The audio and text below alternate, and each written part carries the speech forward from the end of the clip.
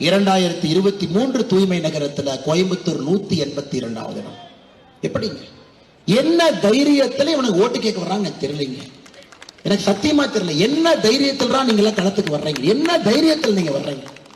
கோயம்புத்தூர்ல அனைத்து இந்திய அண்ணா திராவிட முன்னேற்ற கழகத்தினுடைய பாராளுமன்ற உறுப்பினருக்கு வாய்ப்பு கொடுத்தோம்.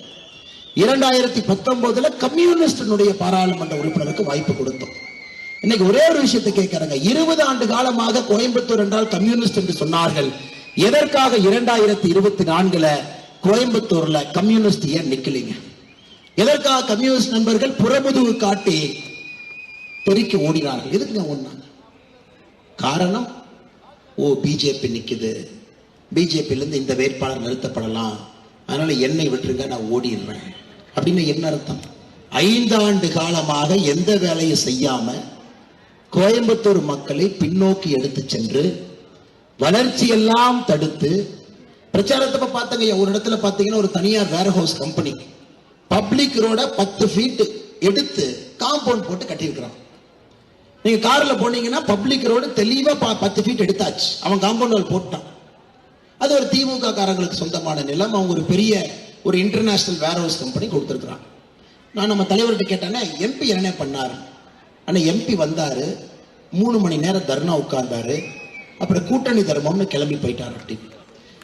5 ஆண்டு காலமாக கோயம்புத்தூருடைய எம்பி செய்தது இது மட்டும்தான்.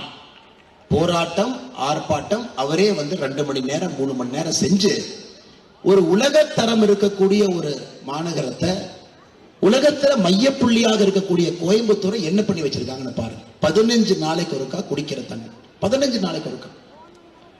எந்த தார் ரோட்ல எங்க போனாலும் கூட 100 மீட்டர்ல குறைந்தபட்சம் 2 குழி இருக்கும், குறைந்தபட்சம் 2 குழி.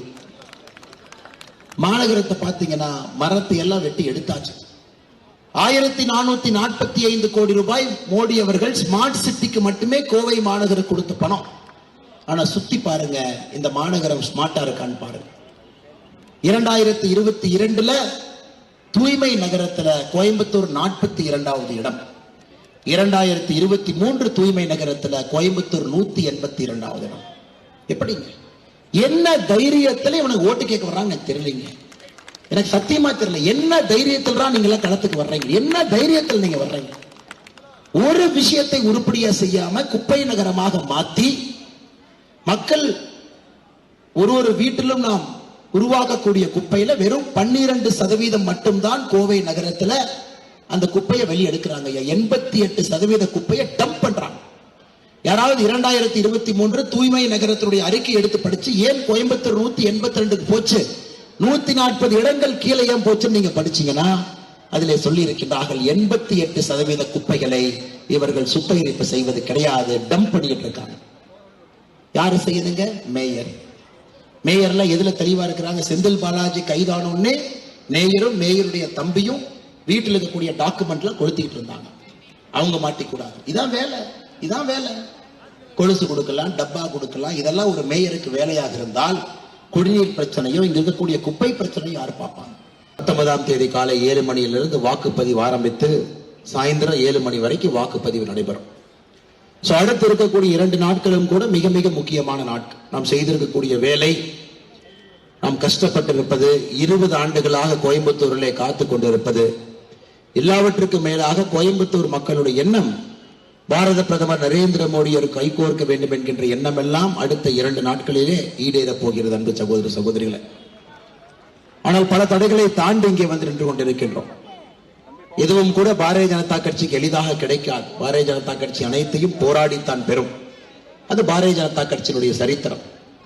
இந்த கட்சி மட்டும்தான் இதற்கு முன்பு ஜனசங்கமாக இருந்த பொழுது தன்னுடைய 2 தலைவர்களே மர்மமான முறையில் இழந்திருக்கிறது. ஷாம் பிரசாத் முகர்ஜி அவர்களாக இருக்கட்டும், 1950 காலகட்டத்தில் ஒரு சித்தாந்தத்திற்காக மர்மமான முறையில் ஸ்ரீநகர்ல ஒரு போலீஸ் ஸ்டேஷனுடைய லாக்அப்ல மர்மமான முறையில் இருந்தார். இதெல்லாம் பார்க்கும் பொழுது பாரதிய ஜனதா கட்சி ஒரு மிக மிக வித்தியாசமான கட்சி. ஏன் இது வித்தியாசமான கட்சி என்றால், நாட்டிற்கு எது சரியான முடிவோ அதை எப்பொழுதும் எடுப்பதற்கு பாரதிய ஜனதா கட்சி தயங்கியதே கிடையாது. நாட்டிற்கு நல்லது என்றாலும் கூட, அது தேர்தலில் நமக்கு கெட்டது என்றாலும் கூட பாரதிய ஜனதா கட்சி அந்த முடிவை எப்பொழுதும் எடுக்கும். அது 50 ஆண்டு காலமாக நம்ம அதை காட்டிக் கொண்டிருக்கின்றோம். அதனால்தான் பாரதிய ஜனதா கட்சியினுடைய வளர்ச்சி என்பது கடுமையான சூழல்ல இந்த கட்சி வளர்ந்திருக்கிறது. 1984 2 பாராளுமன்ற உறுப்பினர்கள். அதன் பிறகு 2014 இந்தியாவை எதிர்பார்த்தது பாரத பிரதமர் நரேந்திர மோடி அவர்கள் வேண்டும் வேண்டும் வேண்டும் என்று 283 பாராளுமன்ற உறுப்பினர்களோடு நரேந்திர மோடி அவர்கள் இந்தியாவுடைய பிரதமராக பொறுப்பேற்றார். இன்னும் 50 ஆண்டுகள் கழித்து இந்தியாவுடைய அரசியல் வாழ்க்கை யாராவது பார்த்தாங்கன்னா இப்படி பிரிப்பார், நரேந்திர மோடிக்கு முன்பு, நரேந்திர மோடிக்கு பின்பு. அப்படிதான் இந்தியாவுடைய அரசியல் வரலாறு எழுத முடியும். இன்னும் 50 ஆண்டு காலம் கழித்து யார் பார்த்தாலும் கூட நரேந்திர மோடி அவர்கள் பொறுப்பேற்ற இந்த 10 ஆண்டு காலம் என்பது இந்தியாவுடைய மிக முக்கியமான 10 ஆண்டு காலம். தீர்க்கப்படாத எத்தனையோ பிரச்சனைகளுக்கு தீர்வு. 2014 நம்ம ஆட்சிக்கு வந்த பொழுது அன்பு சகோதர சகோதரிகளே 18,000 கிராமத்தில் ஒரு மின்சார விளக்கு கிடையாது, ஒரு பல்பு கிடையாது, கரண்ட் பல்ப் கிடையாது. 18,000 கிராமத்தில் மோடி அவர்கள் சொன்னார் 1000 நாட்களுக்குள்ள இந்தியாவுடைய எல்லா கிராமத்திற்கும் கூட மின்சாரம் சென்றிருக்கும் என்று. மோடியை பொறுத்தவரை மோடிட்டு இருக்கக்கூடிய ஒரே ஒரு பிரச்சனை என்னன்னாங்க, சொல்ற தேதிக்கு முன்னாடியே செஞ்சிருவார். அது மட்டும்தான் மோடி அவருடைய பிரச்சனை. சொன்ன தேதிக்கு செய்ய மாட்டார். 1000 நாட்களே செய்வோம் என்று சொன்னார். 882வது நாள்ல இந்தியாவுடைய கடைசி குக்கிராமமாக கரண்ட் இல்லாம இருந்த மிசோரம்ல ஒரு பகுதி கொண்டு போய் கரண்ட் கொடுத்துட்டாருங்க ஐயா. நம்ம ஆட்சியினுடைய சாதனையே இதுதான். ஒரு விஷயத்தையும் எடுத்திருக்கின்றோம், அதற்கான நேரத்தை குறித்திருக்கின்றோம். அந்த செய்து முடித்துவிட்டு அடுத்த ஒரு திட்டத்தை அறிவிப்போம். ஸ்வச்ச பாரத், தூய்மை பாரதம் 1 முழுமையாக முடித்துவிட்டு தூய்மை பாரதம் 2 இருக்கும். மிக மிக முக்கியமான திட்டங்கள். வீடு வீட்டு குடிநீர் நீர் பைப்பு மூலமாக வர வேண்டும். அந்த திட்டத்தை எடுத்திருக்கின்றோம். 2025 டிசம்பருக்குள் அதையும் முடிப்போம். முதலாக இந்திய நாட்டு மக்கள் ஒரு ஆட்சியை பார்க்கின்றார்கள். காலக்கெடு வைத்து அந்த காலத்திற்குள்ள அந்த வேலையை செய்துவிட்டு அடுத்த வேலைக்கு செல்லக்கூடிய ஒரு அரசு. 2019 பாரதிய ஜனதா கட்சியினுடைய தேர்தல் அறிக்கை. எத்தனை நண்பர்களுக்கு அந்த தேர்தல் அறிக்கையை படிப்பதற்கு வாய்ப்பு இருந்துச்சு தெரியல. யாராவது தேர்தல் அறிக்கையை ஆர்வமாக 2019 எடுத்து படிச்சிருந்தீங்கன்னா, பாரதிய ஜனதா கட்சி நாம் 295 தேர்தல் வாக்குறுதிகள் கொடுத்திருந்தோம். 2024 தேர்தல் வாக்குறுதி பாரத பிரதமர் 3 நாட்களுக்கு முன்பு வெளியிட்டார். 2019 கொடுக்கப்பட்ட 295 தேர்தல் வாக்குறுதியும் முடித்துவிட்டு உங்கள் முன்னால் நின்று கொண்டிருக்கிறோம். இது நான் திராவிட முன்னேற்ற கழகத்துக்கு ஒரு சவாலாகவே 2 மாதங்களுக்கு முன்பு சொன்னேன். யாராவது எங்களுடைய தேர்தல் வாக்குறுதி எடுத்து ஒரு வாக்குறுதி நிறைவேற்றவில்லை என்று சொல்லுங்கள், நான் அரசியல் விட்டு சென்று விடுகின்றேன் என்று. 2 மாதமாச்சு எந்த திராவிட முன்னேற்ற கழகத்தினுடைய தலைவர்களோ அவருடைய செய்தி தொடர்பாளர்களோ வெளியே வந்து பேசலைங்க. இதற்குத்தான் நாம் புரிந்து கொள்ள வேண்டும், இந்தியாவிற்கு இது போன்ற ஒரு அரசு அமைந்திருப்பது நாம் எங்கேயோ செய்திருக்கக்கூடிய பாக்கியம். முக்கியமான காலகட்டத்தில் மோடி அவர்கள் நமக்கு கிடைத்திருக்கின்றார்கள். 2014 இந்தியாவுடைய தலைவனாக இருந்த மோடி 2024 உலக தலைவர்களுக்கெல்லாம் தலைவனாக நம் முன்னால் நின்று கொண்டிருக்கிறார். சகோதர சகோதரி, எனக்கு புரியலைங்க. இதற்காக மோடி அவர்களுக்கு வாக்களிப்பது சாதாரணமா மக்கள் ஓட்டு போட்டுருவாங்க. ஆனா தமிழ்நாட்டை பொறுத்தவரை ஒரு பிரச்சனை என்னன்னா, பல பொய் பித்தலாட்டங்களை பிம்பங்களை உடைத்துத்தான் நாம் அந்த எல்லையை நோக்கி செல்ல முடியும். இந்தியாவுடைய மற்ற மாநிலங்கள்ல பாருங்க, எந்த விதமான தங்கு தடையுமின்றி மோடி அவர்களுக்கு வாக்கு வந்து விடுகிறது. ஆனா இந்த மாநிலத்தில் முதலமைச்சர் அவரே பொய் சொல்வதிலே நம்பர் 1 முதல்வராக இருப்பதனால நமக்கு பிரச்சனை அங்கிருந்து ஆரம்பிக்கிறது. முதல்வர் பொய்யை பேச ஆரம்பித்த பிறகு தொடர்ச்சியாக அமைச்சர்கள் பொய் பேசுறாங்க, அவர்களை சார்ந்திருக்கக்கூடிய ஊடகங்கள் பொய் பேசுறாங்க, அவர்களை சார்ந்திருக்கக்கூடிய பிரிண்ட் எலக்ட்ரானிக் மீடியா பேப்பர் எல்லாம் பொய் பேசுறாங்க. ஒரு முழு ஈகோ சிஸ்டமே பொய் பேசுகின்றது. இன்று பாரதிய ஜனதா கட்சி தமிழகத்தில் எதிர்த்துக் கொண்டிருப்பது வேண்டுமென்றே ஒரு பொய்யை சொல்லி சொல்லி சொல்லி அதை 100 முறை சொல்லி உண்மை என்று மாற்றுவதற்காக ஒரு கும்பல் முயற்சித்துக் கொண்டிருக்கின்றார்கள். நாம் அந்த கும்பலோடு சண்டை போட்டுக் கொண்டிருக்கின்றோம். அன்பு சகோதர சகோதரிகளே, இந்த 2024 தேர்தல் ஜூன் 4ஆம் தேதி ஒரு சரித்திரம் நாம் படைக்க போகின்றோம். அந்த சரித்திரம் என்னன்னாங்க, எப்படி மோடி அவர்களுடைய அரசியல், இந்தியாவுடைய அரசியல் மோடிக்கு முன்பு மோடிக்கு பின்பு என்று சொன்னோமோ, தமிழகத்தினுடைய அரசியலை ஜூன் 4க்கு முன்பு திராவிட அரசியல், ஜூன் 4க்கு பிறகு திராவிடம் இல்லாத ஒரு அரசியல் என்று மாறப்போகின்றோம். அப்படிப்பட்ட ஒரு சரித்திர தேர்தல் என்று கொண்டிருக்கின்றோம். எத்தனையோ தேர்தலில் நாம் முயற்சி எடுத்திருந்தாலும் கூட 2024 ஜூன் 4ஆம் தேதி வாக்கு எண்ணிக்கை முடியும் பொழுது தமிழக மக்கள் எல்லோரும் ஒப்புக்கொள்வார்கள், திராவிட அரசியலை தாண்டி தமிழகத்திலே ஒரு புதுவிதமான அரசியல் வர ஆரம்பித்திருக்கிறது என்பதை ஒப்புக்கொள்வார். அது 2026 இன்னும் விசிறமாக இருக்கும். அருமை சகோதர சகோதரிகளே, ஒரு பாராளுமன்றத்தினுடைய வேட்பாளராக உங்க முன்னாடி நிக்கலைங்க. வாணிஜ்யக்கா சொன்னதை போல இந்த பாராளுமன்றத்திலே நம்முடைய வெற்றி என்பது தமிழகத்தினுடைய அரசியலை மாற்றக்கூடிய வல்லமை வாய்ந்த ஒரு வெற்றியை நாம் ஜூன் 4ஆம் தேதி கோயம்புத்தூரிலே பெற வேண்டும். அன்பு சகோதர சகோதரிகள், இரண்டு கட்சிகளும் கூட கங்கணம் கட்டிக்கொண்டு களத்தில் இருக்கின்றார்கள். என்னங்க காரணம்?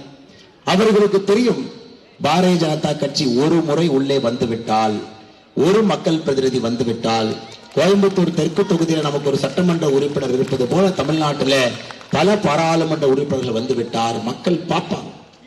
5 ஆண்டுகளுக்கு ஒரு முறை வேலை செய்யக்கூடிய எம்எல்ஏவும் 5 ஆண்டுகளுக்கு ஒரு முறை தொகுதி பக்கம் வரக்கூடிய பாராளுமன்ற உறுப்பினருக்கும் ஒரு பாரதிய ஜனதா கட்சியினுடைய மக்கள் பிரதிநிதிக்கும் செய்யக்கூடிய வேலையை மக்கள் பார்ப்பார்கள். அன்பு சகோதர சகோதரிகள், அதை காட்டாமையே இத்தனை காலமாக தமிழக அரசில் அப்படியே கொண்டு போயிட்டாங்க. இத்தனை காலமா தமிழக அரசில் எப்படி இருந்துச்சுங்க? ஆளும் கட்சி பதவி ஏற்பாங்க, எதிர்கட்சி முதல் 3 வருடம் வாயே திறக்க மாட்டாங்க, 4வது வருடம் எதிர்கட்சி 2 ஆர்ப்பாட்டம் பண்ணுவாங்க மாநிலத்துல, 5வது வருட ஆரம்பத்துல 10 ஆர்ப்பாட்டம் பண்ணுவாங்க, அப்புறம் 5வது வருஷம் தேர்தலுக்கு போயிடுவாங்க. இதைத்தான் 50 ஆண்டு காலமாக தமிழகத்தினுடைய அரசியல் இப்படித்தான் இருந்துச்சு. 3 ஆண்டு காலம் எதிர்கட்சி தலைவர் வீட்டை விட்டு வெளியே வரமாட்டார், 4வது ஆண்டு 2 ஆர்ப்பாட்டம், 5வது ஆண்டு 10 ஆர்ப்பாட்டம். நீங்க நல்லா பாருங்க, இப்படித்தான் தமிழக அரசு ஓடிக்கொண்டிருந்தது. ஆனால் பாரதிய ஜனதா கட்சி இந்த அரசியலை திருப்பி எழுதியிருக்கிறது. முதல்வர் ஸ்டாலின் அவர்கள் பதவியேற்ற முதல் நாளிலிருந்து நம்முடைய பாரதிய ஜனதா கட்சியினுடைய தலைவர்கள் தொண்டர்கள் கேள்வி எழுப்பியிருக்கின்றோம். தவறான பணிகளை செய்யும் பொழுது கேள்வி எழுப்பிக்கின்றோம், ஆர்ப்பாட்டம் செய்திருக்கின்றோம். நம்முடைய தொண்டர்கள் கைது செய்யப்படும், ஆர்ப்பாட்டம் செய்திருக்கின்றோம். நம்முடைய தொண்டர்கள் கைது செய்யப்பட்டிருக்கின்றார்கள். பாரதிய ஜனதா கட்சி ஒரு ஆக்கப்பூர்வமான எதிர்கட்சியாக என்ன பணியை செய்ய வேண்டுமோ நாம் செய்திருக்கின்றோம். இன்னைக்கு கிடைத்திருக்கக்கூடிய மக்கள் எழுச்சி எல்லாம் நம் மீது மக்கள் வைத்திருக்கக்கூடிய நம்பிக்கை. ஒருபுறம் பாரத பிரதமர் நரேந்திர மோடி அவருடைய 10 ஆண்டு கால ஆட்சி, மறுபுறம் பாரதிய ஜனதா கட்சி தமிழகத்தினுடைய செயல்பாடு, இரண்டும் இணைந்து இன்னைக்கு தமிழகத்தில் ஒரு மிகப்பெரிய எழுச்சியாக இந்த பாராளுமன்ற தேர்தல் 2024 நடந்து கொண்டிருக்கிறது. ஆனால் அன்பு சகோதர சகோதரிகளை மிக கடுமையாக நீங்கள் உழைத்திருக்கின்றீர்கள், மிக மிக கடுமையாக. அதுவும் கோயம்புத்தூர் தொகுதியில் ஒரு வேட்பாளர் எந்த அளவுக்கு கடுமையாக வேர்வை செஞ்சிருக்கின்றார்களோ அதைவிட அதிகமாக நம்முடைய தொண்டர்கள், அதைவிட அதிகமாக அரசியலே தெரியாம இன்னைக்கு ஏகப்பட்ட தன்னார்வர்கள் வாலண்டியர்ஸ் வந்திருக்கிறாங்க. அரசியலுக்கும் அவர்களுக்கும் சம்பந்தம் இல்லாதவர்கள் களத்தில் இறங்கி வேலை செய்து கொண்டிருக்கின்றார்கள். அந்த அளவுக்கு வேர்வையை நாம் கோயம்புத்தூரில் சிந்திருக்கின்றோம். ஆனா எதிர்கட்சி நண்பர்களுடைய நம்பிக்கை என்ன? நான் பிரச்சாரம் போகும்போது நான் பார்ப்பேன், நாங்க இப்ப என்ன ஒரு நாளைக்கு பாரதிய ஜனதா கட்சி 45 பாயிண்ட் போடுறோம், கிராம கிராமமா போடுறோம், மக்களை சந்திக்கிறோம், நான் எதிர்கட்சி எங்கேயுமே பாக்குறது இல்லையே.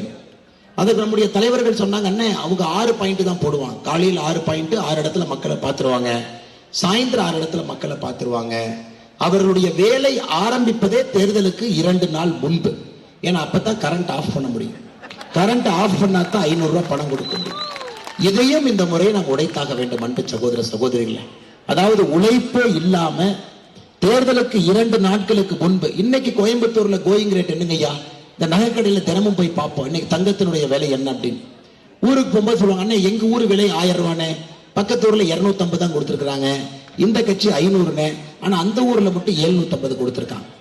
இப்ப பாத்தீங்கன்னா கோயம்புத்தூரை பொறுத்தவரை ஒரு சுற்று முடித்து விட்டார், 500, 250, 1000 என்று. இதை தமிழகத்திலே ஒரு இடத்திலே உடைக்க முடியும் என்றால் இதை கோயம்புத்தூரிலே உடைக்க முடியும் என்று நான் நம்புகின்றேன். எப்படி மதுரை திருமங்கலம் ஃபார்முலா என்று உலகம் முழுவதும் எடுத்து சொன்னார்களோ, ஜூன் 4ஆம் தேதி நம்முடைய தேர்தல் ரிசல்ட் வருகிற நாள் என்று கோயம்புத்தூர் ஃபார்முலா என்கின்ற ஃபார்முலாவை இந்தியா முழுவதும் உலகம் முழுவதும் பேசுவார்கள். காரணம், எவ்வளவு பணத்தை வந்து கொட்டினாலும் கூட கோயம்புத்தூருடைய மக்கள் நீதியின் பக்கம் இருப்பார்கள் என்பதை இந்த தேர்தல் மூலமாக நாம் உறுதி செய்ய வேண்டும். அன்பு சகோதர சகோதரி, இன்னைக்கு பாருங்க, நேற்று பார்த்தங்க, திராவிட முன்னேற்ற கழகம் தன்னுடைய தேர்தல் அறிக்கையை வெளியிட்டிருக்கிறாங்க. தேர்தல் அறிக்கை எப்படின்னா, தேர்தல் அறிக்கை முழுவதுமே மாநில அரசு கோயம்புத்தூருக்கு என்ன செய்யும் அப்படிங்கறதான் தேர்தல் அறிக்கை.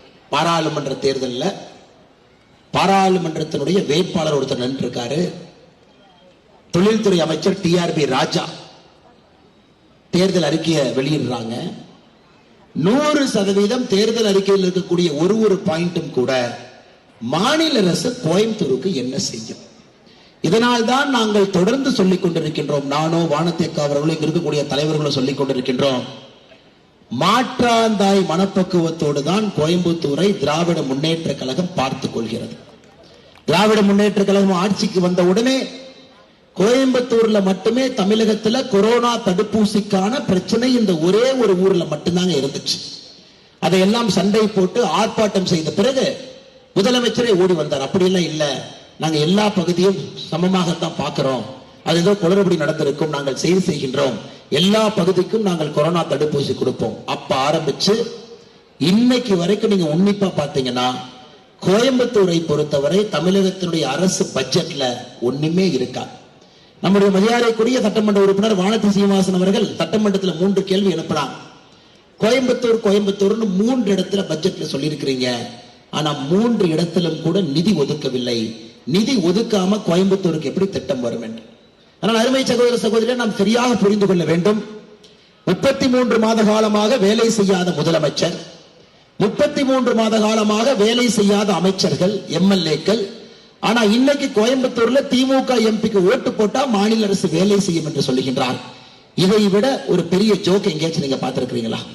ஒரு பாராளுமன்ற உறுப்பினருக்கு ஓட்டு போட்டா மாநில அரசு வேலை செய்யும் என்று சொல்லி ஓட்டு கேட்பது எவ்வளவு பெரிய வெட்கக்கேடு. 33 மாத காலம் வேலை செய்யாம எங்களுடைய எம்பிக்கு ஓட்டு போட்டுருங்க, நாங்கெல்லாம் வேலை செய்கின்றோம் என்று ஒரு தேர்தல் வாக்குறுதியை நேற்று வெளியிட்டிருக்கின்றார். ஆனா நம்முடைய வாக்குறுதி அப்படி இல்லைங்க. நம்முடைய வாக்குறுதி நாம் என்ன சொல்லியிருக்கிறோம் ஐயா? 100 வாக்குறுதிகள் 500 நாட்கள், சரியாக 1.5 வருஷத்துல நாம் 100 வாக்குறுதிகள் எடுக்க போறோம். அதாவது ஒரு முழு பட்ஜெட்டுக்கு நாம் தயாராக இருக்க போகின்றோம்.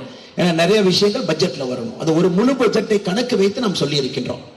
நாம் சொல்லியிருக்கக்கூடிய 100க்கு 100 வாக்குறுதியும் மத்திய அரசிடமிருந்து நாம் பெற்றுக்கொண்டு வரப்போகின்றோம். காரணம் நமக்கு தெரியும். ஏன்னா திமுக காரங்களுக்கு ஒரே குழப்பம். அவங்களுக்கு பஞ்சாயத்து எலெக்ஷனுக்கும் சட்டமன்ற தேர்தலுக்கும் பாராளுமன்ற தேர்தலுக்கும் வித்தியாசம் தெரியாம 50 வருஷமா பிரச்சாரம் பண்ணிட்டு இருக்கிறாங்க. 50 ஆண்டுகளாக திராவிட முன்னேற்ற கழகத்தினுடைய பிரச்சாரம் பஞ்சாயத்து தேர்தலாக இருந்தாலும் வடக்கு தெற்கு, ஹிந்தி, சமஸ்கிருதம், தமிழ், இது பஞ்சாயத்து தேர்தல். அது எம்எல்ஏ தேர்தலாக இருந்தாலும் அதேதான், பாராளுமன்ற தேர்தலாக இருந்தால் அதேதான். எங்களுக்கு தெரியும் கோயம்புத்தூர் மக்கள் தரம் பிரித்து பார்ப்பார். நாடாளுமன்ற தேர்தல், நாடை ஆளக்கூடிய மன்றம், நாடாளுமன்றம். அந்த நாடாளுமன்ற தேர்தல் என்றால் இந்தியாவினுடைய பிரதமராக யார் வர வேண்டும் என்பதற்கான தேர்தல். அப்ப இந்தியாவுடைய பிரதமராக யார் வர வேண்டும் என்றால் அந்த பிரதம மந்திரி வேட்பாளரை மக்கள் முன்னாடி நிறுத்த வேண்டும். இதுதான் ஜனநாயகத்தினுடைய நியதி. ஒரு ஜனநாயகத்தினுடைய அடிப்படை என்பது யாருக்கு ஓட்டு போடுகின்றோம் என்று தெரிந்து ஓட்டு போடுவதுதான் ஒரு ஜனநாயகத்தினுடைய மரபு.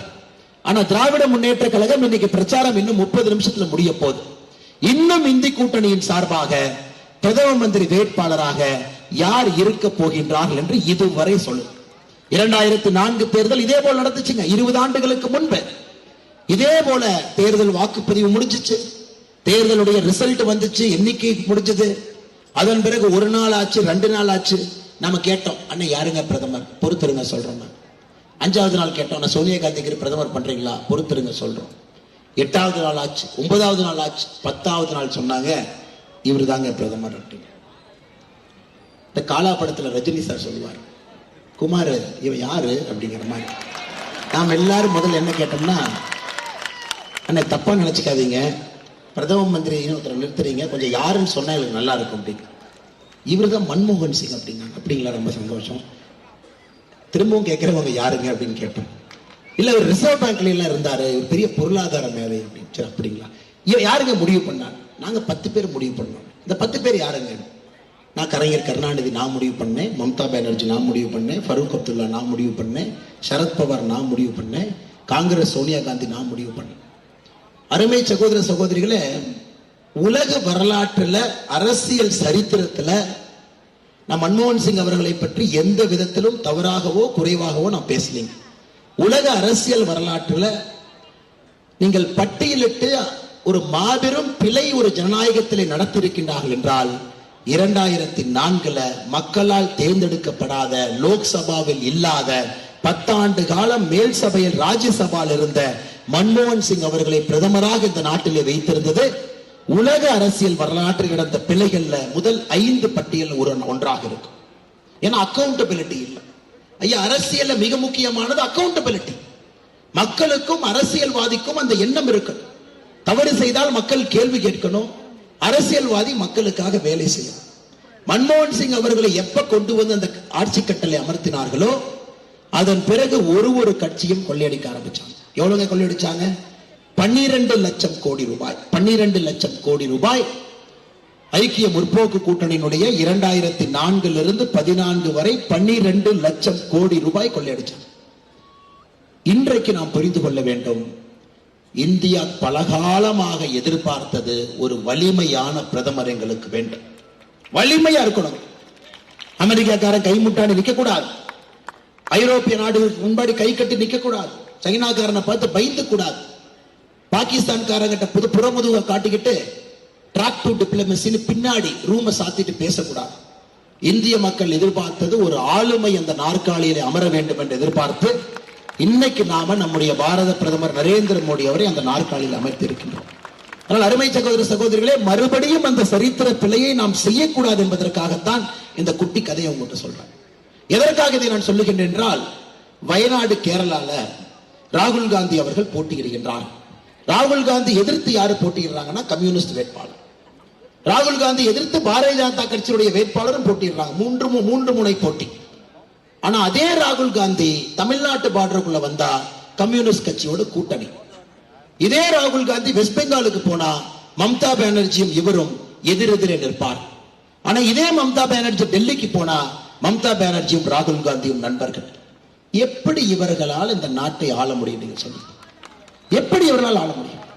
என்ன தைரியத்திலே அவங்க நாடாளுமன்ற தேர்தலில் மக்கள் முன்னாடி வந்து என்ன தைரியத்திலே எங்களுக்கு ஓட்டு போடுங்க நம்ம கேட்கிறாங்க. 2 பக்கத்து மாநிலத்தில், ஒரு மாநிலத்தில் தேர்தலில் எதிரெதிரே நிற்கின்றீர்கள். இன்னொரு மாநிலத்தில் தோழமை கட்சி என்று ஸ்டேஜ்ல வந்து கம்யூனிஸ்ட்காரை கோயம்புத்தூர்ல உட்கார்ந்து இருக்கிறான். இதே கம்யூனிஸ்ட்காரை வயநாடு போன ஆப்போசிட்ல கொடியை பிடிச்சு ராகுல் காந்தி தகுதி இல்லாத பப்புங்கிறான் வயநாட்டுல. ஆனா தமிழ்நாட்டுக்கு வந்து ராகுல் காந்தி சூப்பர் ஸ்டாரு, செவிரேறி குதிக்கிறாரு, கடல்ல குதிக்கிறாரு, வேகமா ஓடுறாருங்கிறான்.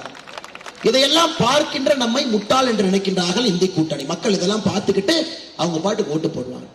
அருமை சகோதர சகோதரிகளே, நாம் புரிந்து கொள்ள வேண்டும், 2024 நாடாளுமன்ற தேர்தலை பொறுத்தவரை இந்தியாவிலே ஒரு தேர்தலில் கட்சியை தாண்டி ஓட்டு போட வேண்டிய ஒரு தேர்தல் இருந்தால் அது இந்த தேர்தல் 2024. கட்சி, மாநிலம், மதம், ஜாதி எதுவுமே தேவையில்லை.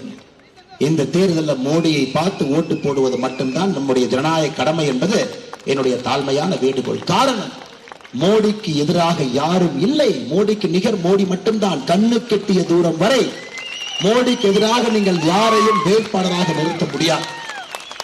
நான் இன்னைக்கு இன்னொன்னு சொல்றேன் கேளுங்க ஐயா.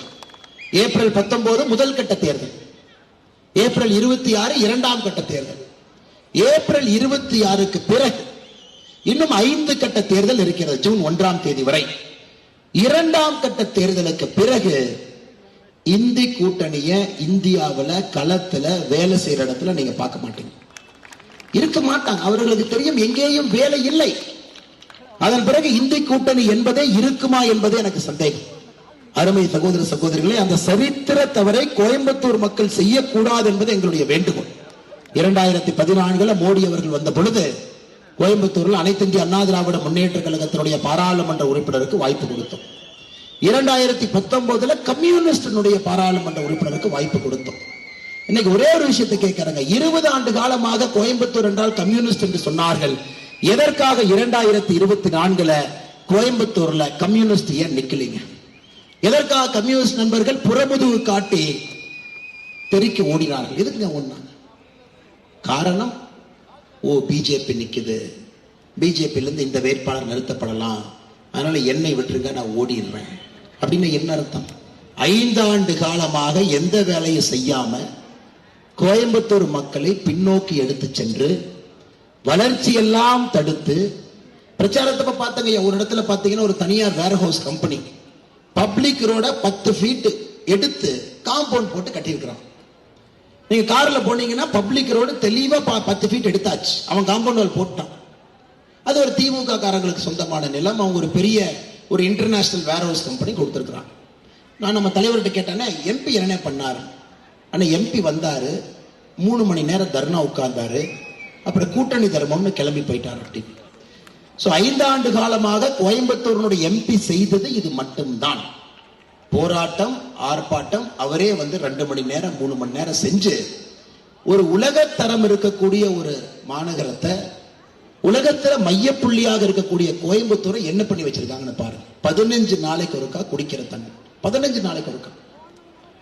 எந்த தார் ரோட்ல எங்க போனாலும் கூட 100 மீட்டர்ல குறைந்தபட்சம் 2 குழி இருக்கும். குறைந்தபட்சம் 2 குழி. மாநகரத்தை பார்த்தீங்கன்னா மரத்தை எல்லாம் வெட்டி எடுத்தாச்சு. 1445 கோடி ரூபாய் மோடி அவர்கள் ஸ்மார்ட் சிட்டிக்கு மட்டுமே கோவை மாநகரம் கொடுத்த பணம். ஆனா சுத்தி பாருங்க, இந்த மாநகரம் ஸ்மார்ட்டா இருக்கான்னு பாருங்க. 2022 தூய்மை நகரத்துல கோயம்புத்தூர் 42வது இடம். 2023 தூய்மை நகரத்துல கோயம்புத்தூர் 182வது இடம். எப்படிங்க? என்ன தைரியத்துல இவனுக்கு ஓட்டு கேட்க வர்றாங்க தெரியலீங்க. எனக்கு சத்தியமா தெரியல. என்ன தைரியத்தில் தான் நீங்க களத்துக்கு வர்றீங்க? என்ன தைரியத்தில் நீங்க வர்றீங்க? ஒரு விஷயத்தை உருப்படியா செய்யாம குப்பை நகரமாக மாத்தி மக்கள் ஒரு வீட்டிலும் நாம் உருவாக்கக்கூடிய குப்பையில வெறும் 12% மட்டும்தான் கோவை நகரத்துல அந்த குப்பையை வெளியே எடுக்கிறாங்க. 88% குப்பையை டம்ப் பண்றாங்க. யாராவது 2023 தூய்மை நகரத்தினுடைய அறிக்கை எடுத்து படிச்சு ஏன் கோயம்புத்தூர் 182 போச்சு, 140 இடங்கள் கீழே ஏன் போச்சுன்னு நீங்க படிச்சீங்கன்னா அதிலே சொல்லி இருக்கின்றார்கள் 88% குப்பைகளை இவர்கள் சுத்திகரிப்பு செய்வது கிடையாது, டம்ப் பண்ணிட்டு இருக்காங்க. யாரு செய்யுதுங்க? மேயர். மேயர்ல எதுல தெளிவா இருக்கிறாங்க? செந்தில் பாலாஜி கைதானோன்னு மேயரும் மேயருடைய தம்பியும் வீட்டில் இருக்கக்கூடிய டாக்குமெண்ட்ல கொளுத்திக்கிட்டு இருந்தாங்க. அவங்க மாட்டிக்கூடாது. இதான் வேலை, இதான் வேலை. கொலுசு கொடுக்கலாம், டப்பா கொடுக்கலாம். இதெல்லாம் ஒரு மேயருக்கு வேலையாக இருந்தால் குடிநீர் பிரச்சனையோ இங்க இருக்கக்கூடிய குப்பை பிரச்சனையோ யார் பார்ப்பாங்க? ஆனால் அன்பார்ந்த கோயம்புத்தூர் மக்களே, முழுதாக அரசு இயந்திரம் உங்கள் முன்னால் செயலிழந்து நிற்கிறது என்பதை நீங்கள் புரிந்து கொள்ள வேண்டும். அடிப்படை அரசு இயந்திரம் என்பது கோயம்புத்தூரில் இல்லை. அது முதலமைச்சரிலிருந்து ஆரம்பித்து பொறுப்பு அமைச்சர் புலால் சிறையில் இருக்காரு. பொறுப்பு அமைச்சரை தாண்டி மேயர், அந்தம்மா மேயர் கட்டிடத்துல தமிழ்ல ஒரு பேரால படினா தக தக தக தகன்னு ஏதோ படிச்சுட்டு இருக்கிறாங்க. அவங்களை நம்பி அவங்க என்ன செய்ய போறாங்க? அதன் பிறகு கவுன்சிலர்ஸ், அவங்க யாருன்னே தெரியாது, வசூல் பண்றதுல அவங்க இருக்கிறாங்க. அதன் பிறகு முதலமைச்சருடைய குடும்பம் கோயம்புத்தூருடைய தொழிலதிபர்களை மிரட்டி எப்படி பணம் பறிக்கலாம் அவர்கள் வேலை. அதனால் நீங்கள் நன்றாக புரிந்து கொள்ள வேண்டும். இன்னைக்கு கோயம்புத்தூருடைய பாராளுமன்ற உறுப்பினராக வரப்போகின்றவர் இத்தனை வேலையும் செய்தாக வேண்டும் என்பதை நீங்கள் புரிந்து கொள்ள வேண்டும். முழுமையாக அரசு இயந்திரம் செயலிழந்து தலை கவிழ்ந்து நின்று கொண்டிருக்கிறது. நமக்கு விமோசனம் என்பது கோயம்புத்தூர்ல எங்கேயுமே இல்லைங்க, எங்கேயுமே இல்லை, எங்கேயும் இல்லை. அதனால் அருமை சகோதர சகோதரர், நம்ம எவ்வளவு பேசினாலும் கூட இது மோடி அவர்களுக்கான தேர்தல். மோடி அவர்கள் 400 பாராளுமன்ற உறுப்பினர்களோடு வரவேண்டிய தேர்தல், எந்த மாற்று கருத்து இல்லைங்க. ஆனா கோயம்புத்தூர் மக்களுக்கு இந்த தேர்தல் என்பது இன்னும் ஒரு படி மேலே போய் நீங்கள் பார்க்க வேண்டும். காரணம், அரசு இயந்திரம் செயலிழந்து நிற்கும் பொழுது இந்த வேலையெல்லாம் செய்யக்கூடிய தகுதி யாருக்கு இருக்கிறது என்பதை நீங்கள் யோசித்து பார்க்க வேண்டும். திரும்ப இந்த நகரத்தை அடிப்படையில் இருந்து கட்டமைக்க வேண்டிய தேவை இருக்கு. அது யாரால் முடியும் என்பதை நீங்கள் யோசித்து பார்க்க வேண்டும். எல்லாவற்றையும் தாண்டி கோயம்புத்தூர் மட்டுமே இந்த ஒரு மாவட்டத்தில் 310 கல்லூரி இருக்கிறது. 310 கல்லூரி, சராசரியாக 1,36,000 பேர் அண்டர் கிராஜுவேஷன். இந்த 310 கல்லூரியிலிருந்து போஸ்ட் கிராஜுவேஷன் சேர்த்தாம 1,36,000 பேர் ஒரு வருஷமும் பாஸ் ஆகிறாங்க. இந்தியாவில் ஏதாச்சும் ஒரு நகரத்தில், ஒரு மாவட்டத்தில் இத்தனை கல்லூரிகள் இருக்குது என்றால் அது கோவையாகத்தான் இருக்கும். மாநிலத்தினுடைய தலைநகரை விட்டுருங்க. இன்னைக்கு கோயம்புத்தூர்ல எங்கே திரும்பி பார்த்தாலும் கூட கஞ்சா, அபின், சாக்லேட்டு எல்லா இடத்திலும் இருக்கு. எல்லா இடத்திலும் இல்லை, நீங்க சொல்லுங்க, எல்லா இடத்திலும் இருக்கு. இன்னைக்கு நம்முடைய தேர்தல் வாக்குகள் என்ன சொல்லி இருக்கிறோங்க? ஜூன் 4ஆம் தேதியிலிருந்து 100 நாள் முடிவதற்குள்ள கோயம்புத்தூருக்கு நார்கோட்டிக்ஸ் கண்ட்ரோல் பியூரோ அலுவலகத்தை நாங்கள் கொண்டு வருகின்றோம்.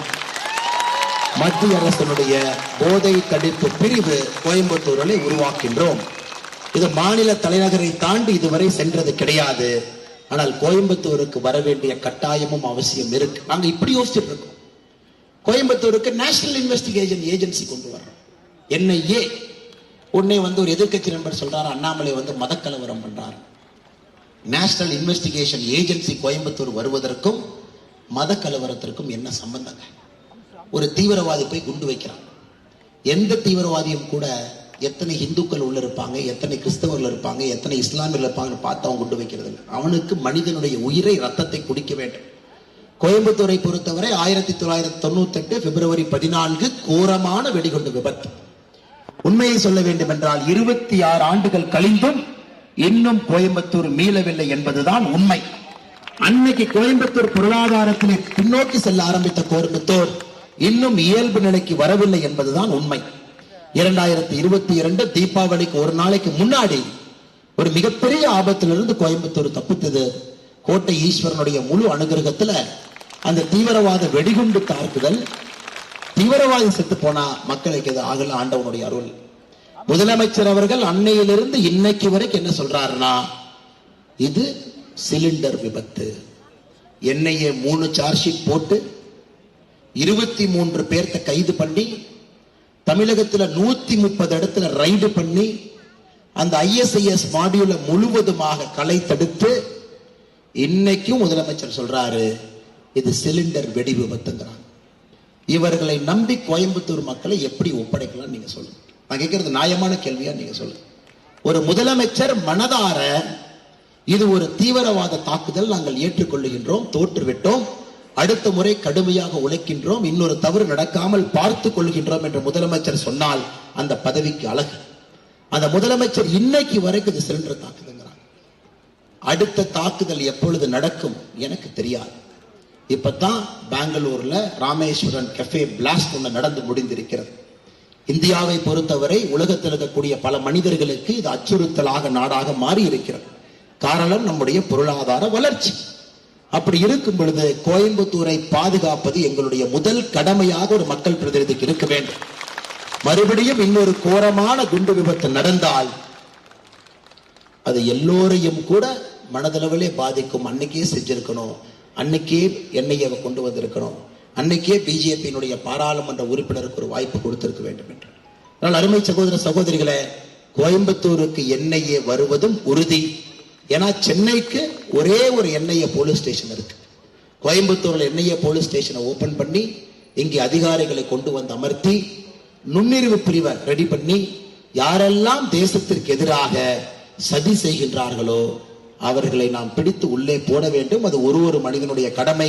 இதில் மதம் கிடையாது, தீவிரவாதிக்கு மதம் கிடையாது. தீவிரவாதி ரத்தத்தை குடிப்பதற்காக மட்டும்தான் இருக்கு. இதையெல்லாம் புரிஞ்சுக்காம இவங்க பேசிட்டு இருக்காங்க. அதை தாண்டி இன்னைக்கு கோயம்புத்தூருக்கு இன்னும் நிறைய பிரச்சனைகள் இருக்கு. விமான நிலைய விரிவாக்கம் செய்ய வேண்டும்.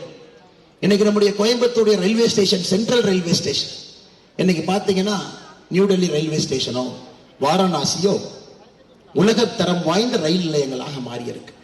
அதான் ரயில்வே ஸ்டேஷன் போயிட்டீங்கன்னா ஒரு 6-7 அடுக்கு இருக்கும், அதுக்குள்ளேயே ஹோட்டல்ஸ் இருக்கும், அதுக்குள்ளேயே எல்லா விதமான வசதிகள் இருக்கும், அங்கேயே மீட்டிங் பண்ணிக்கலாம், அங்கேயே ரெஸ்ட் ரூம் இருக்கும், அங்கேயே வேற வேற வேலைகள் பார்த்துக்கலாம்.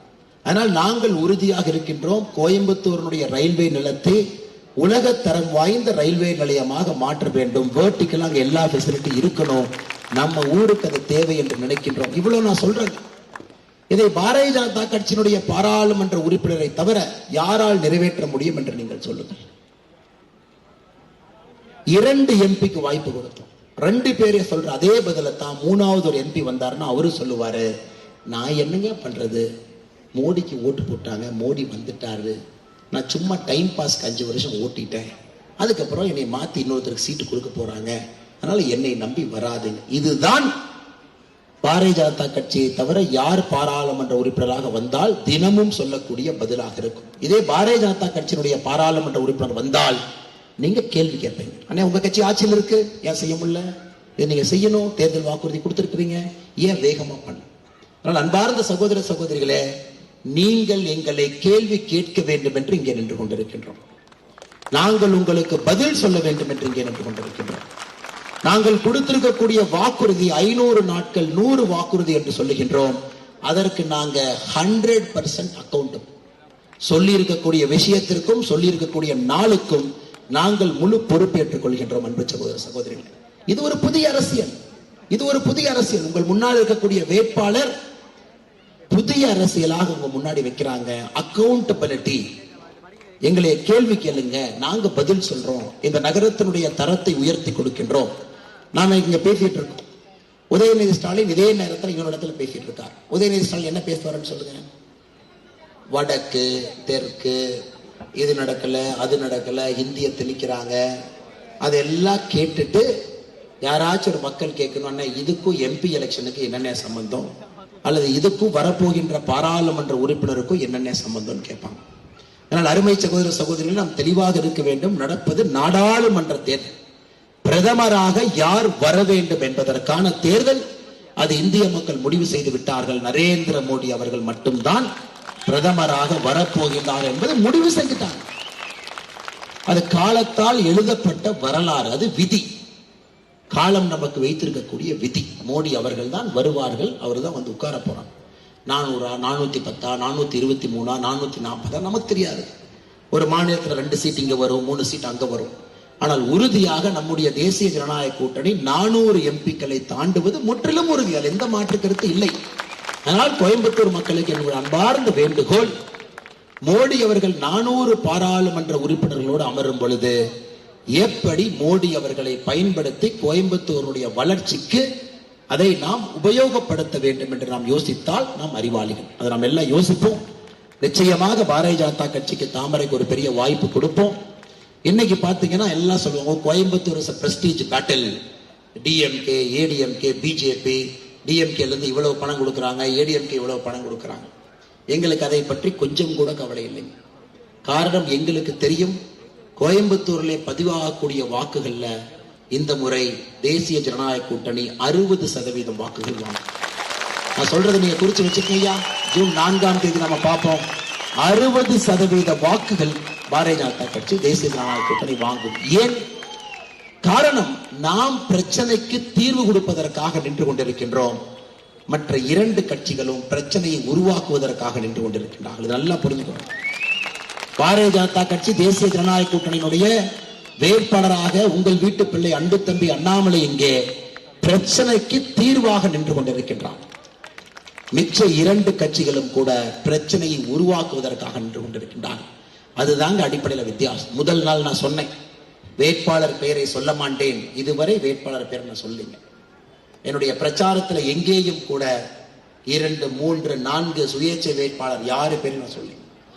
காரணம், இது 3 வேட்பாளர்களில் நடக்கக்கூடிய போட்டி இல்லைங்க. இது வேற எலெக்ஷனா இருந்தா அது வேற. 2009 எலெக்ஷன் வேற, 2004 வேற. ஆனா 2024 மோடி அவர்கள் 3வது முறையாக வரும் பொழுது எப்படி மோடி அவர்களை பயன்படுத்தி கொள்ள வேண்டும் என்பதற்கான தேர்தல். ஏதோ 3 கட்சிகள் இங்க சண்டை போட்டு நீ பெரியாளா நான் பெரியாளா காட்டுறதுக்கான தேர்தல் இல்லைங்க.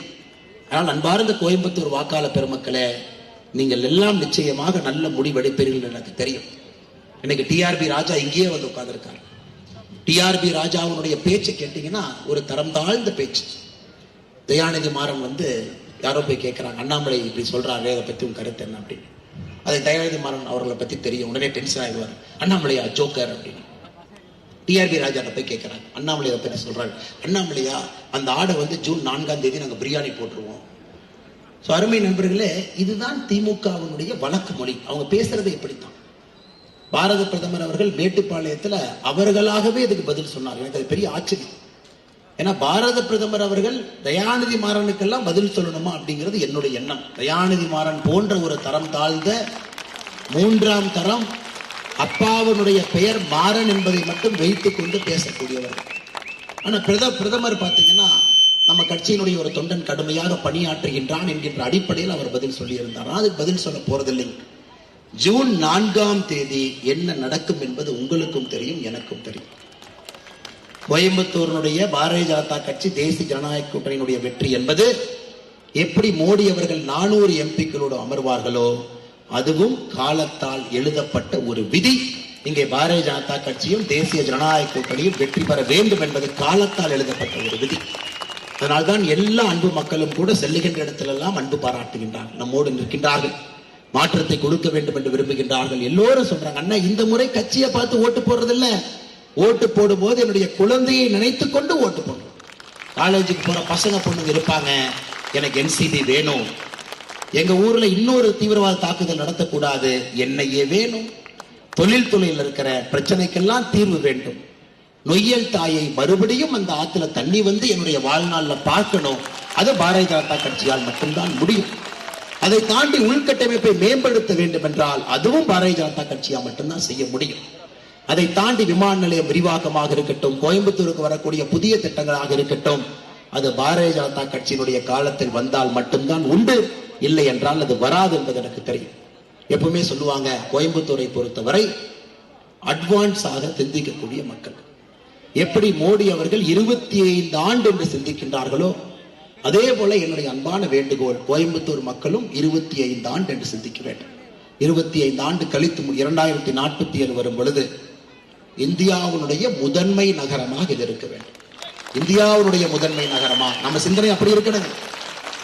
டிச்சு போட்டேன், ரோடு போட்டேன், சாக்கடையை போட்டேன் அப்படிலாம் இருக்கக்கூடாது. இந்தியாவுடைய முதன்மை நகரமாக கோயம்புத்தூர் இருப்பதற்கு நாம் என்ன செய்ய வேண்டும் அப்படிங்கறதாங்க யோசிக்கணும். இது நிச்சயமாக நீங்க யோசிப்பீங்க, மிகப்பெரிய அளவில் யோசிப்பீங்க, ஒரு பெரிய பரந்த மனப்பான்மையோடு யோசிப்பீங்க. நிச்சயமாக இதையெல்லாம் கணக்கில் எடுத்து மோடி அவர்கள் இருக்கும் பொழுது உங்கள் வீட்டு பிள்ளை அன்பு தம்பி அண்ணாமலையும் இங்கே பாராளுமன்ற உறுப்பினராக கொண்டு வந்தால் மாற்றம் நடக்கும். அடுத்த கட்டம் இது செல்லும் என்பதெல்லாம் உங்களுக்கு தெரியும். அதை தாண்டி அன்பு பெரியவர்களே, சகோதரர்களே, கோயம்புத்தூரிலே தேசிய ஜனநாயக கூட்டணி பாரதிய ஜனதா கட்சியினுடைய வெற்றி என்பது தமிழக அரசியல்ல ஒரு புதிய பக்கத்தை அது திருப்புகிறது. 2026 திராவிடம் இல்லாத ஒரு ஆட்சி வரப்போவதற்கு கோயம்புத்தூர் மக்கள் இங்கிருந்து நீங்கள் அச்சாரம் போடுறோம். அது நடக்க வேண்டும். அதுவும் காலத்தினுடைய கட்டாயம். காரணம், திராவிட அரசியல் என்பது தன்னுடைய காலத்தையும் நேரத்தையும் இழந்து நிற்கிறது. இந்த நேரம் காலம் போயிருச்சு. 1950 பேசிக்கிட்டு இருக்கிறாங்க. 2024 திராவிட அரசியல்ல தமிழகத்திலே வேலை கிடையாது. அது குடும்ப ஆட்சியாக மாறி இருக்கிறது, ஊழல் ஆட்சியாக மாறி இருக்கிறது, ஜாதி அரசியலாக மாறி இருக்கிறது. தமிழகத்தை பின்னோக்கி எடுத்து செல்கிறது. திராவிட அரசியலுக்கு தமிழகத்திலே வேலை இல்லை. அது ஜூன் 4 தேர்தல் முடிவுகள் அதை ஊர்ஜிதம் செய்யும்.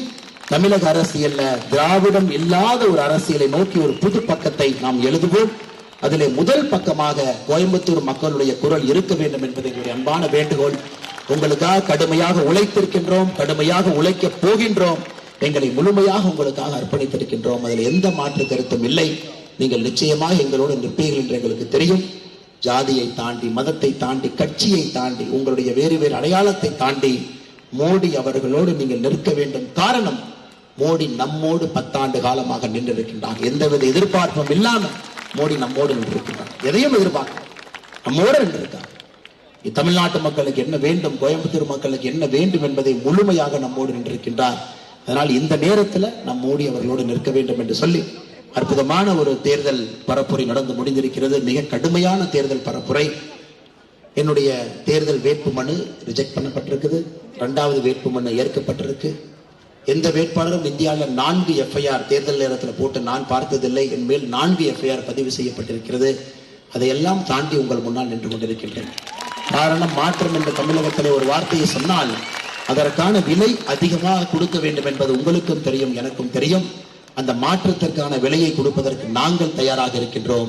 நீங்கள் எங்களோடு இருப்பீர்கள் என்கின்ற முழு நம்பிக்கையோடு மிக அற்புதமாக பணி செய்த நம்முடைய பாரதிய ஜனதா கட்சி தேசிய ஜனநாயக கூட்டணியுடைய தலைவர்களுக்கு நன்றி சொல்ல வேண்டிய நேரம்.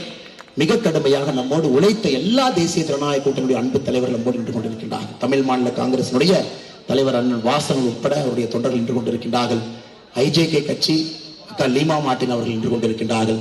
அதே போல இங்க இருக்கக்கூடிய பாட்டாளி மக்கள் கட்சியினுடைய அன்பு சொந்தங்கள் நின்று கொண்டிருக்கின்றார்கள். அம்மா மக்கள் முன்னேற்ற கழகத்தினுடைய தலைவர்கள் தொண்டர்கள் அண்ணன் TTV தினகரன் அவர்கள் வந்து தேர்தல் பரப்புரை நடத்திவிட்டு சென்றிருக்கின்றார்கள். இங்க இருக்கக்கூடிய எல்லா அன்பு தலைவர்கள் தொண்டர்கள், OPS ஐயாவுடைய அணி, அனைத்து இந்திய அண்ணா திராவிட முன்னேற்ற கழகத்தினுடைய தொண்டர்கள், உரிமை மீட்பு குழு மிக கடுமையாக களத்திலே பாடுபட்டிருக்கின்றார்கள்.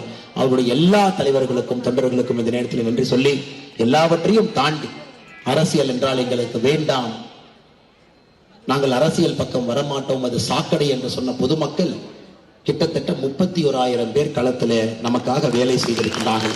மிக முக்கியமாக அந்த அன்பு நண்பர்களுக்கு நன்றி தெரிவித்து ஒரு பெரிய நம்பிக்கையோடு எங்களோடு நின்றிருக்கின்றீர்கள். நிச்சயமாக அது பலிக்கும். ஆனால் மிக முக்கியமானது ஏப்ரல் 19 நாம ஓட்டு போடணும். குறிப்பாக இளைஞர்களுக்கு நான் சொல்லிக் கொள்வது, அண்ணே உங்களை பிடிக்கினேன், நான் உங்க ஃபேன் ஐயா. நம்முடைய வாக்கு பெட்டியை பொறுத்தவரை ஓட்டை எண்ணும் பொழுது நரேந்திர மோடி அவர்கள் போட்ட ஓட்டும் ஒன்றுதான், ஒரு கூலி தொழிலாளி சகோதரர் போட்ட ஓட்டும் ஒன்றுதான். அதுதான் இந்திய ஜனநாயகத்தினுடைய அற்புதம். அதனால் ஒரு ஓட்டும் இந்த ஜனநாயகத்துல முக்கியம். இங்க யாராவது ஒருவர் கோயம்புத்தூர் பாராளுமன்ற தொகுதியில எனக்கு மோடியை பிடிக்கும், மாற்று அரசியலை ஆதரிக்கின்றேன், அன்பு சகோதரன் அண்ணாமலை ஆதரிக்கின்றேன் என்று சொல்லி நீங்க ஓட்டு போடாம இருந்தா அது நம்முடைய வெற்றிக்கும் தோல்விக்கும் இடையில் இருக்கக்கூடிய ஓட்டு என்பதை நீங்கள் மறந்துவிடக் கூடாது. அது மிகப்பெரிய சரித்திர பிழையாக இருக்கும். அன்பு சகோதர சகோதரிகளே, எந்த வேலை இருந்தாலும் கூட நீங்கள் புரிந்து கொள்ளுங்கள், இந்த ஜனநாயகத்தில் நரேந்திர மோடி அவருடைய ஓட்டும் ஒரு ஓட்டு தான், உங்கள் ஓட்டும் ஒரு ஓட்டு தான். வெள்ளிக்கிழமை காலையில 7 மணிக்கு எந்த வேலையாக இருந்தாலும் கோயம்புத்தூர் மக்கள் வாக்களிக்க வேண்டும். இது மிக மிக முக்கியம். நாம் என்ன தொழில் செய்தாலும் வாக்களிக்க வேண்டும். எவ்வளவு பெரிய மனிதராக என்ன தொழில் செய்தாலும் கூட காலையிலே சென்று ஓட்டளிக்கும். நீங்க கேட்க கூடாது, இல்ல நான் ஓட்டுச்சாவடிக்கு போறேன், கியூ இருக்குது, பார்க்கிங் வசதி இல்லை. ஐயா, நீங்கள் புரிந்து கொள்ள வேண்டும், உங்களுக்கு நல்ல வாழ்க்கை கொடுப்பதற்காக நாங்கள் கஷ்டப்பட்டு கொண்டிருக்கின்றோம். எங்களுக்காக சில மணி நேரம் நீங்கள் கஷ்டப்பட வேண்டும் என்கின்ற அன்பான வேண்டுகோள் நான் வைக்கிறேங்க. அது வாக்குச்சாவடி பெரிதாக இருக்கிறது, வெயிலா இருக்கு, 10 பேர் கியூல நிக்கிறாங்க, பார்க்கிங் பண்ணிட்டு 100 மீட்டர் நடந்து போகணும். என்னவாக இருந்தாலும் நாங்கள் உங்களிடம் வைக்கக்கூடிய வேண்டுகோள், எங்களுக்காக, மாற்று அரசியலுக்காக, தமிழ்நாட்டிலே ஒரு புது அரசியலை கொண்டு வருவதற்காக 1 மணி நேரம் நம்மை வருத்தி கொண்டால் அது தவறு இல்லைங்க ஐயா, அது நல்லதுதான். அதனால உங்களை வருத்தி கொண்டாலும் கூட வாக்குச்சாவடிக்கு சென்று ஓட்டு போடும். குறிப்பாக இளைஞர் ஒரு சங்கல்படுங்க. இந்த நாட்டை கட்டுவதே உங்களுக்காக ஒரு சங்கல்பத்தை எடுத்துக் கொள்ளுங்கள். நீங்க ஓட்டு போட்டுட்டு 10 பேரை ஓட்டு போட வையுங்க. வயசானவங்க கூட யாரும் கிடையாது, அவங்களால வாக்குச்சாவடிக்கு போக முடியாது, அவங்கள கூட்டிட்டு போய் நீங்க ஓட்டு போட வைங்க. இது இந்த நாட்டிற்கு நம்முடைய இளைஞர்கள் செய்யக்கூடிய மிகப்பெரிய தொண்டாக இருக்கும். நீங்க 7 மணிக்கு இளைஞர் 35 வயது 40 வயது 45 வயது கீழே இருக்கிறவங்க வாக்குச்சாவடிக்கு போய் ஓட்டு போட்டுட்டு உங்க ஊர்ல இருக்கக்கூடிய 10 பேர், தாத்தா பாட்டி, குழந்தைங்க ஃபாரின்ல இருக்கிறாங்க, குழந்தைங்க இல்ல தனியா இருக்கிறாங்க, அவங்களால போக முடியாது, கிராமத்துல இருக்கிறாங்க, தோட்டத்துல இருக்கிறாங்க, காட்டுல இருக்கிறாங்க, அந்த 10 பேரை கண்டுபிடித்து உங்க வண்டியில உட்கார வச்சு ஒரு பொதுநல சேவையாக நீங்க கூட்டிட்டு போய் அவங்களுக்கு யாரை பிடிச்சிருக்கோ அவங்க ஓட்டு போட்டு அவர்களையும் நீங்கள் வாக்களிக்க செய்யுங்கள். அதை நீங்கள் செய்தால்தான் இந்த நாடு அடுத்த கட்டத்திற்கு செல்லும்.